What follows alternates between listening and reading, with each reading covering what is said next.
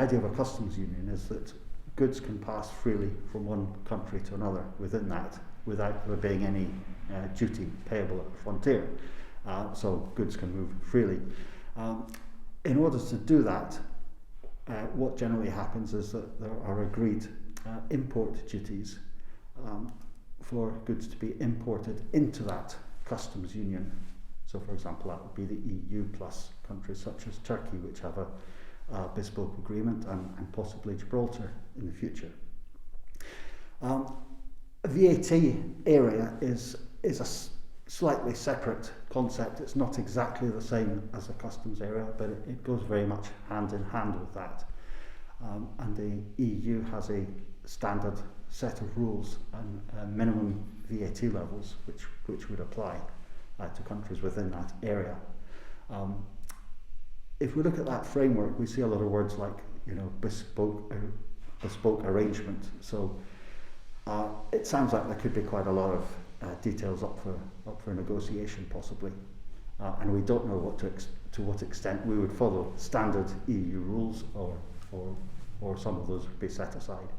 So how will this affect local businesses, particularly retailers?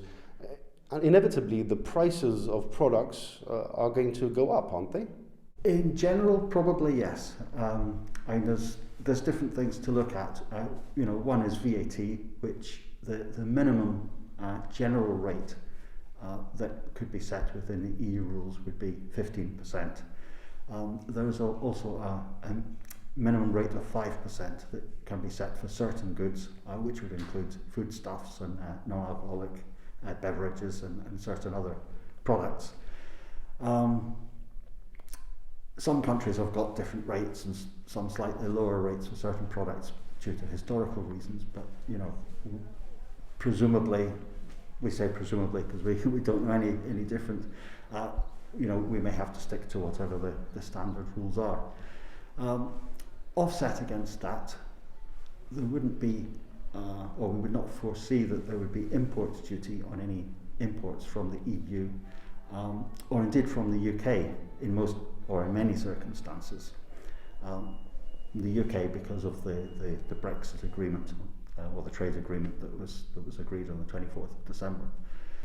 But there's all sorts of different rules for different products if only a small part of value has been added in the UK. So that's something which importers or retailers, wholesalers in Gibraltar need to be mindful of. Now, the good news, I suppose, is that VAT is unlikely to be applied to services, which is quite important when it comes to protecting Gibraltar's economic model. I mean, obviously a big part of Gibraltar's economic model is also the sale of goods as part of its tourism product. But I suppose one has to look at the wider implications of any agreement, because obviously, Schengen would be very positive in terms of the free flow of people across the frontier. So, retailers and wholesalers also have to bear that in mind rather than just looking at one aspect of an agreement. But yeah, I think it would be important that services, if at all possible, are not part of it. And there's a certain amount of logic, because you can see why free movement of people, which would be afforded by Schengen, is all very good. But if you don't have free movement of goods, then okay, we don't have to show our ID card or passport at the frontier, but they still want to see inside the boot of our car or our handbag. So we don't effectively really get free movement unless we've got some sort of agreement on customs as well. Whereas that applies to goods, it doesn't really apply. It's not really a concern for services.